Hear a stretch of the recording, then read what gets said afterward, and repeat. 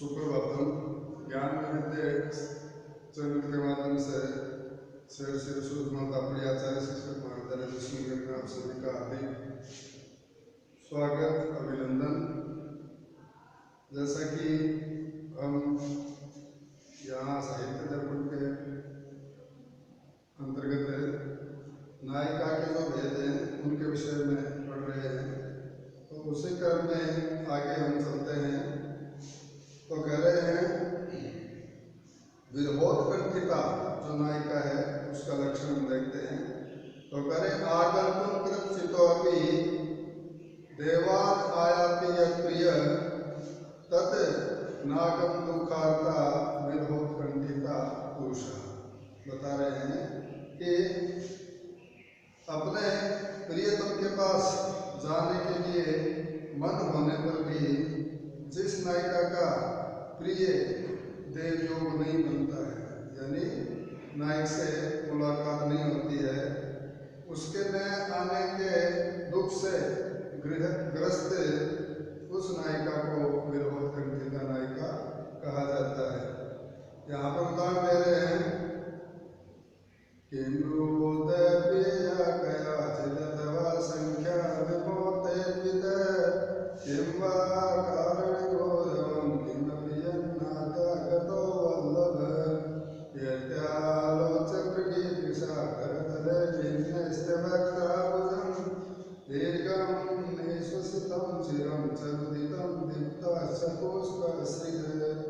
पहले कि कोई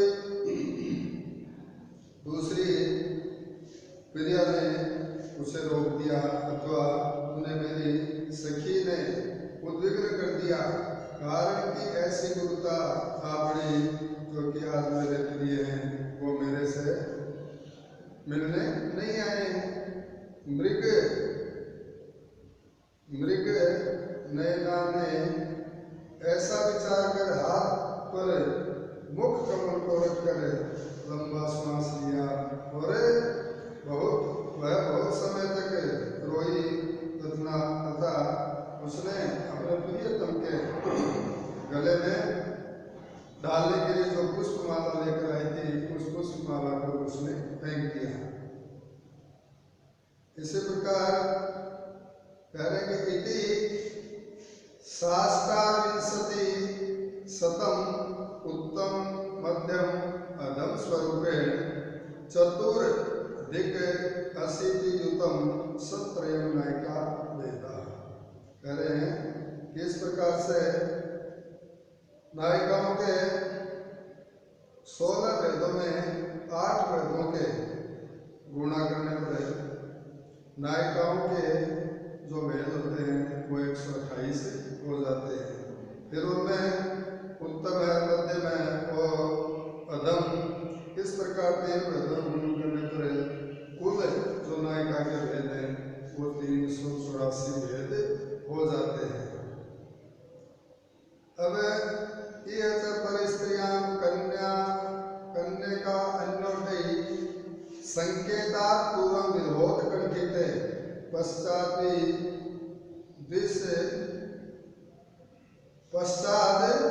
विदुषकादिना सहाभि शरण्यत्या अभिशारिके कृतोपि संकेत स्थान प्राप्ते नायके विप्रलंबे इति अवस्थायै वानयोर स्वाधीन प्रिययोर अवस्थान्तरा योगात् इति कश्चित्।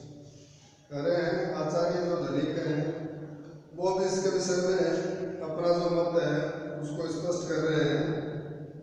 कह रहे हैं कि यहाँ पर प्रज्ञा अर्थात है कन्या और अनोटा का अर्थ है परोटा संकेत से पहले यहाँ पर विरहोत्कंठिका होती है, पीछे विदूषक आदि के साथ अभिसार करने पर वह अभिसारिका होती है। किसी कारण से संकेत स्थान में नायक के न पहुंचने पर विप्रलंबा होती है। तो दोनों की ऐसी जो अवस्थाएं हैं वो 3 अवस्थाएं होती हैं। फिर कह रहे हैं क्वचित अन्योन्या सांगम मासम लक्ष्येषु दृश्यते। प्रिय के स्वाधीन न होने पर अन्य जो अवस्थाएं हैं वो 5 नहीं हो सकती, ऐसा भी किसी ने कहा है। कह रहे हैं फिर आगे, न खलु वयम उस्सेदान योग्या पीपति से पाति च यासु रहस्त्वा विट विटप ममुं तदस्व तस्यै भवति यतः स दृशोश्चरा योग तव कितव किम आहितैर्वृथा न क्षितिरुह पल्लव पुष्पक कर्णपुर ननु जन विदितैर्भवत् यदै कश्चित् परिपूरितम् एव कर्णयुग्मम्। कह रहे हैं कि जैसे पुष्प और पल्लव होते हैं, उन पल्लवों के साथ वृक्ष शाखाओं को देने वाले नायिकाओं में नायिका का वह कह रही है कि हे विट, यह जो वृक्ष है, इस वृक्ष शाखा को पाने के लिए मैं योग्य नहीं हूँ। जो तुम्हारी प्रिया तुम्हें चुंबन आदि करती है और रक्षा भी करती है, उसी को इसे दे दो, क्योंकि दो समान जो पदार्थ होते हैं, उन पदार्थों का बहुत ही समय तक संबंध बना रहता है। तो बात कर लो।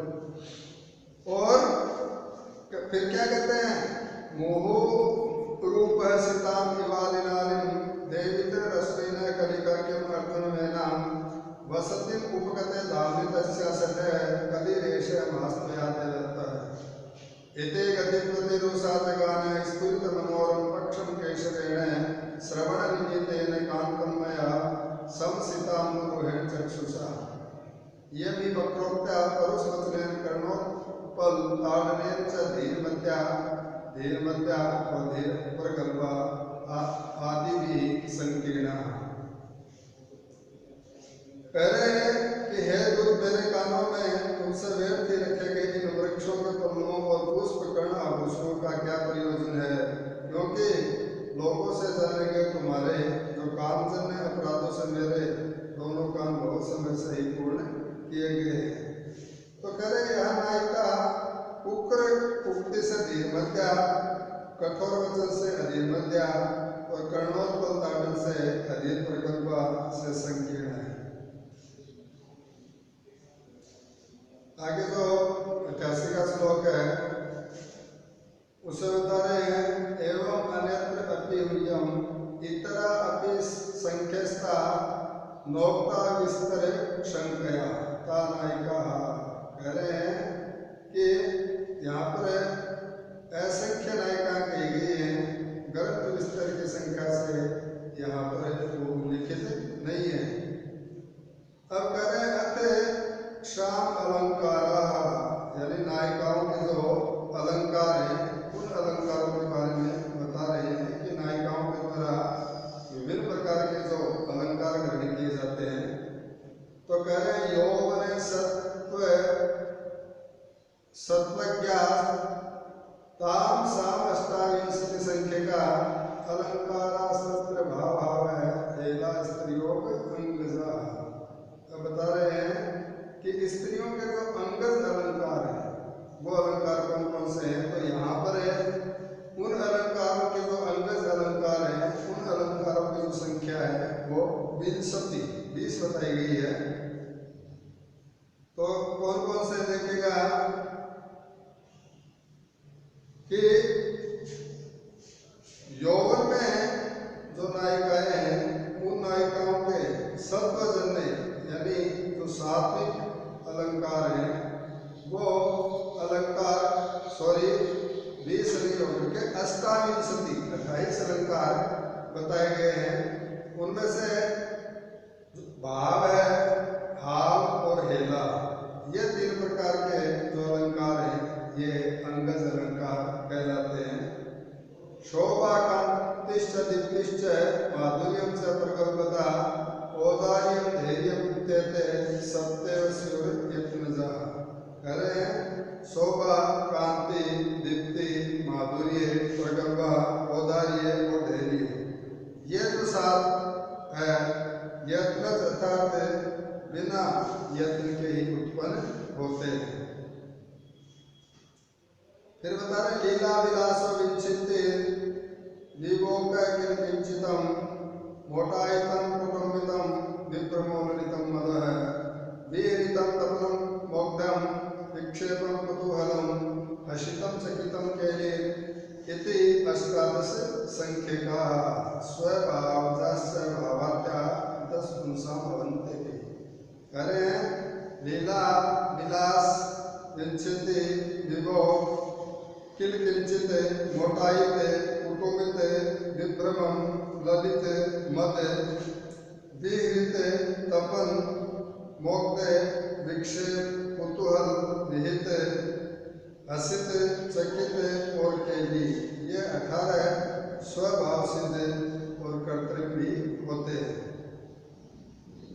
अब स्वभाव जो भावात्या 10 पुंसां भवन्ति भी कह रहे हैं स्वभाव का तात्पर्य यहाँ पर स्वाभाविक है और चकार पाठ से कर्तव्य भी होते हैं, इनके भाव से धैर्य तक नायकों के भी हो सकते हैं, परंतु ये सब नायिकाओं में आश्रित रहने पर ही विशेष प्रकार के वैचित्र्य की पुष्टि करते हैं।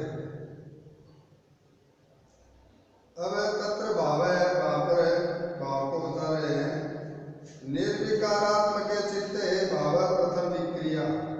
कह रहे हैं कि जन्म से विकार रहित हृदय में प्रथम उद्बुद्ध जो विकार उत्पन्न होता है उस विकार को भाव कहा जाता है। उदाहरण पे बता रहे हैं कि श एव शुभ काल है, श एव मलयानिल है, स एव इयम अमला किंतु मनो अन्य दृश्यते। कह रहे हैं उदाहरण में कि यह वही वसंत का समय है, वही मलया वायु है, वह यह स्त्री भी वही है, किंतु इसका मन कुछ अन्य के समान ही देखा जाता है।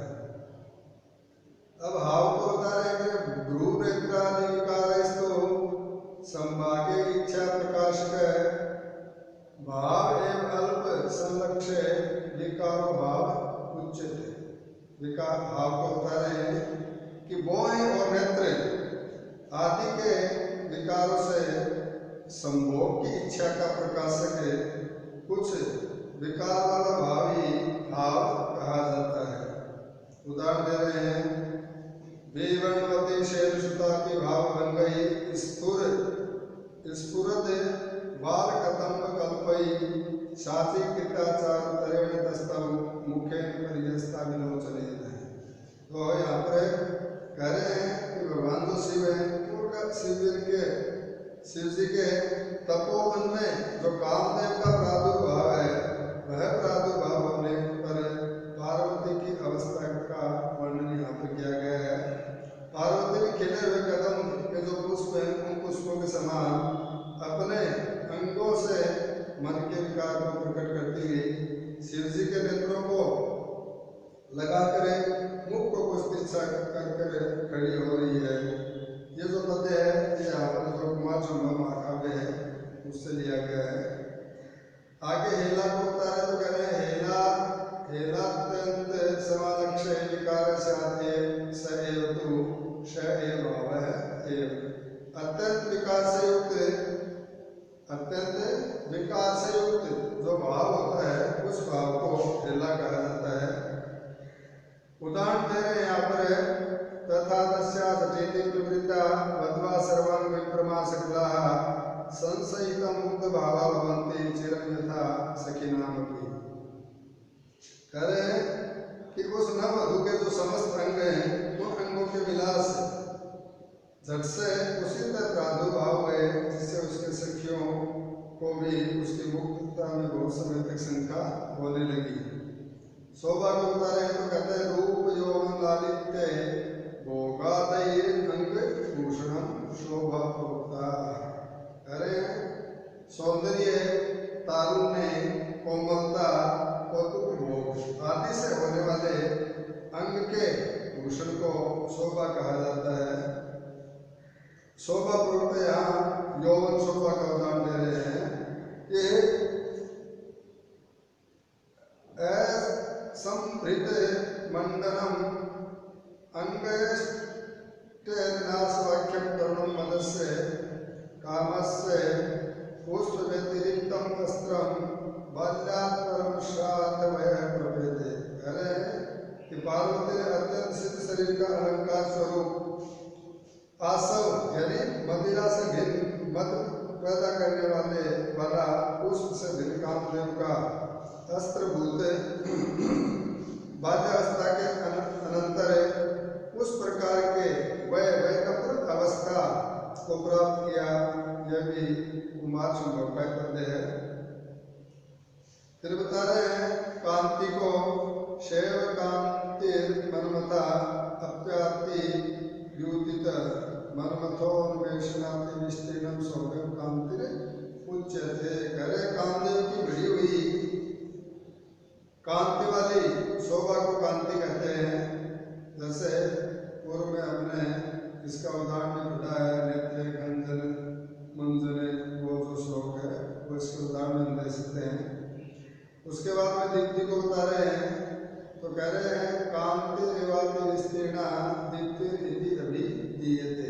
ये अत्यंत विस्तीर्ण जो कांति होती है उसी विस्तीर्ण कांति को दीप्ति कहा जाता है। यहाँ पर उदाहरण दे रहे हैं ग्रंथकार चंद्रकला नाटिका में जो चंद्रकला का वर्णन है उसका उदाहरण दिया है यहाँ पर। तो करें तारुण्य से विलास है सब दिक लावण्य संपदो भाष है धरणित लस्या वर्णम योजन मनसो वशीकरणम।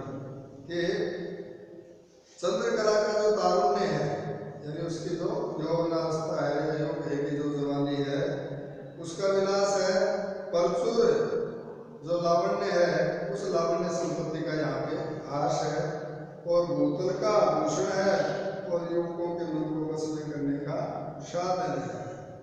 तब आगे माधुर्य को कह रहे हैं तो कह रहे सर्व अवस्था विशेषेषु माधुर्यम रमणीयता। कह रहे हैं कि सब अवस्थाओं में जो मनोहरता है उस मनोहरता को माधुर्य कहा जाता है। जैसे यहाँ पर अभिज्ञान शकुंतला का उदाहरण दे रहे हैं, जहाँ पर दुष्यंत हैं वो शकुंतला को देखकर कहते हैं सरति सजुमनुम शैले पापि रम्यम मलिनमेपि हिमांशो लक्ष्मण लक्ष्मीं तनोति यम धिक्मनोज्ञा वल्लकेनापि तन्मे किमपि मधुरणामण्डं नाकृतिना। कह रहे हैं कि जो कमल सेवारों से संबंध होकर भी मनोहर है, चंद्रमा का कलंक मलिन होने पर भी शोभा का विस्तार करता है, शोभा को बढ़ाता है।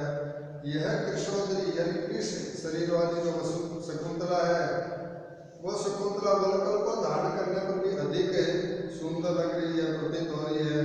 और मनोहर आकारों का कौन सा पदार्थ भूषण का साधन नहीं होता है। अब आगे पर कल्पा को बता रहे हैं तो कह रहे हैं निसाध्य सत्वम प्राग मध्यम। कह रहे हैं कि भय नहीं होना, किसी भी तरह का भय का उत्पन्न नहीं होना पर गंगा कहलाता है। यथा जैसे उदाहरण दे रहे हैं कि समाश्लिष्टा समाश्लय से चुंबिता चुंबनई रवि दष्टाश्च दर्शनई कांतम दासी दुर्वंती योषिता। क्या कह रहे हैं कि स्त्रियां जो होती हैं वो आलिंगित होने पर आलिंगनों से और चुंबित होकर चुंबनों से और प्रिय के अधरक्षित करने से स्वयं भी अधरक्षित करके अपने प्रिय को दासी के समान बनाती है। फिर आगे औदार्य को बता रहे हैं औदार्यम विनय सदा। ये सर्वदा यानी हमेशा नम्रता के जो भाव है उन नम्रता के भावों को दिखाना ही औदार्य कहलाता है। तो यहाँ पर कोई नायिका अपनी नायिका का चरित्र है वो मित्र से कहता है, कोई नायक अपनी नायिका का जो चरित्र है वो अपने मित्र को बता रहा है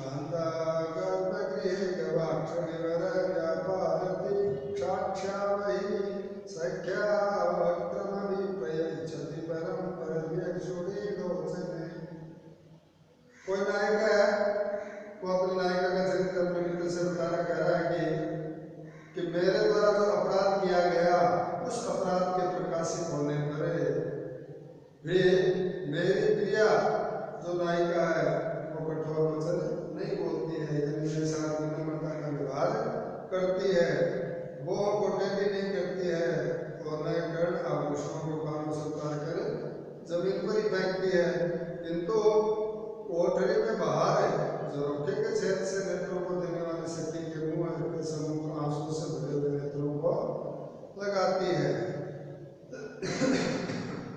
फिर धैर्य को बता रहे हैं तो करे मुक्तात्म श्लाघना धैर्य मनोवृत्तिर चंचला। आत्मश्लाघना यानी स्वयं की जो प्रशंसा है उसे स्व प्रशंसा से रहित जो स्थिर मनोवृत्ति होती है उस मनोवृत्ति को धैर्य कहा जाता है। जैसा कि मालती मार्ग में लवंगिका सखी के प्रति मालती की जो उक्ति है उसको उदाहरण के रूप में दिया है।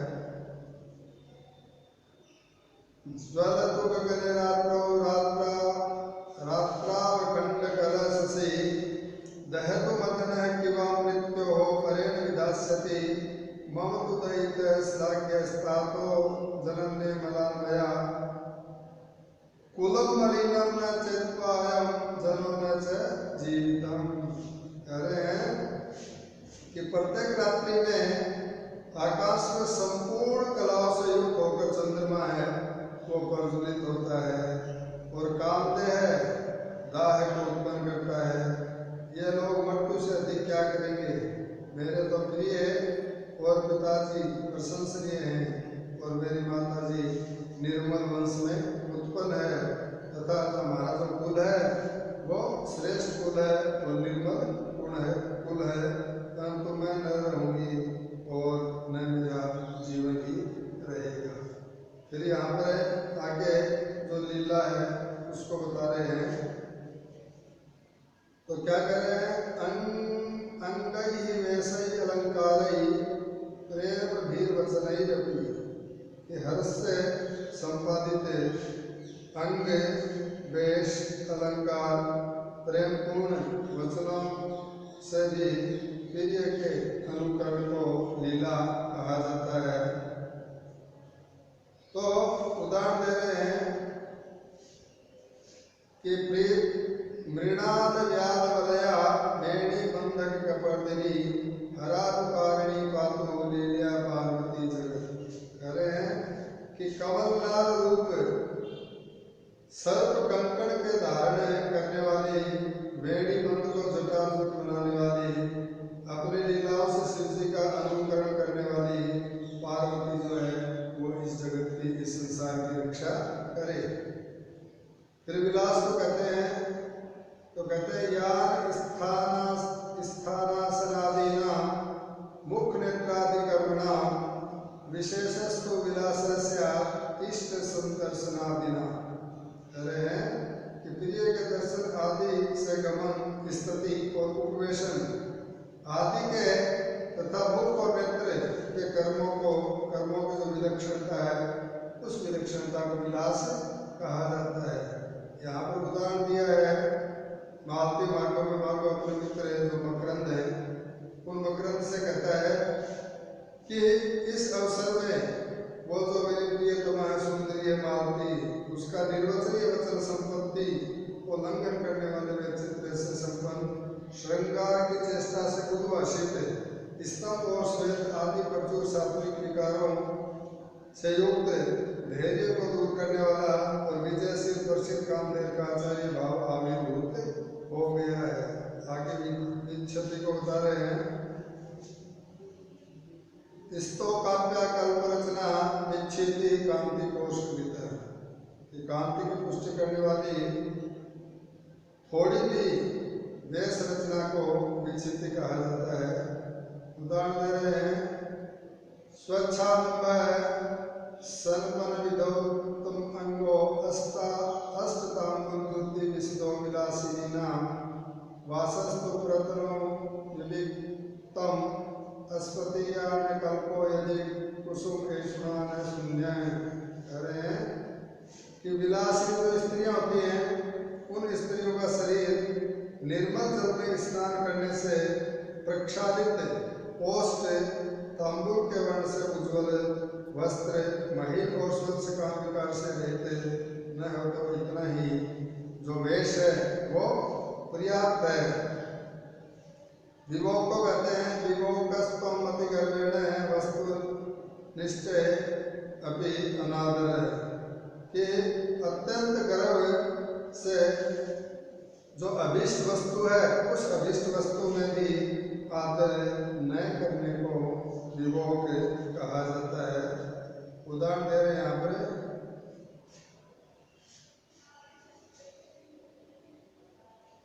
यासां सत्तपिशद्गुणानुसरणे दोषानुप्रतिपदा या प्राणानवरम् अर्पयन्ति न पुनः सम्पूर्णदृष्टिं प्रिये अत्यन्ताभिमतेऽपि वस्तुनिविधिर्यासा निषेधात्मकस्तास्त्रे लोक्यविलक्षणप्रकृतयो वामात्वसीदन्तु मे। कह रहे हैं कि जिन स्त्रियों के उत्तम गुणों का अनुसरण होने पर भी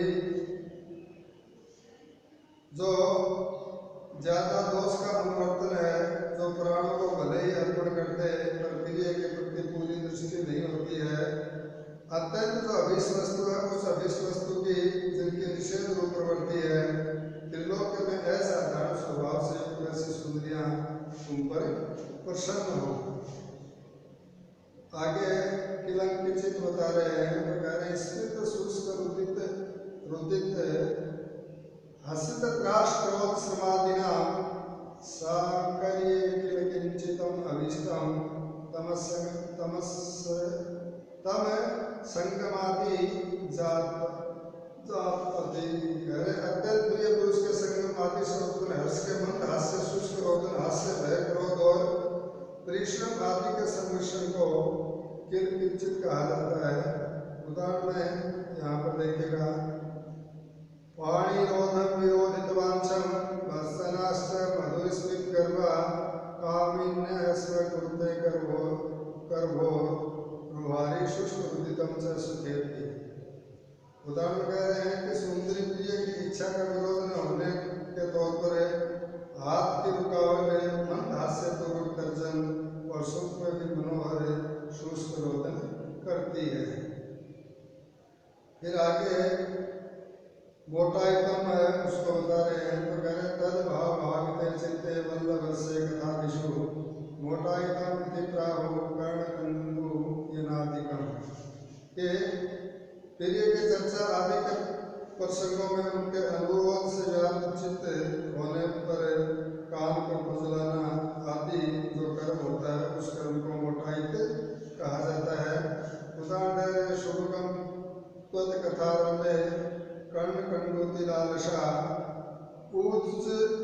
उज्री भवत न अंबोजा विनतंगानी सा अंगना कि हे सौभाग्यशाली तुम्हारे कथन के आरंभ में वह सुंदरी काल खुजलाने में लालसा करती है, जमाई लेती है और अंगड़ाई भी लेती है। तो इस प्रकार से आगे आता है कुटमितम तो कह रहे केश स्तन अधरादीना गृहे हर्षे संप्रमाद आहु कुटुंबितम नाम शिर करे विधुनमु। क्या करें कि जैसे केश स्तन और अधर आदि अंगों में नायक के ग्रहण करने से जो खुशी होती है, जो हर्ष होता है, उस हर्ष के होने पर भी घबराहट के साथ सिर को हाथों को कंपित करने को कुटुंबित कहा जाता है। उदाहरण दे रहे हैं पल्लवोपमिति साम्य सर्वक्षम दस्तवत्ते अधर बिंबम अभिष्टे परिय कुंजी सरोजेव तरुण्यास्तारोल्लयन करेण। हरे प्रिय के पल्लव के समान अधर के दस्त होने पर तरुणी के सहस्वरयुक्त चंचल कंकण से विभूषित हाथ ने पीड़िता के समान होकर आवाज की। तो आज के लिए हम इतना ही अध्ययन करेंगे। आगे के अध्याय में क्रम में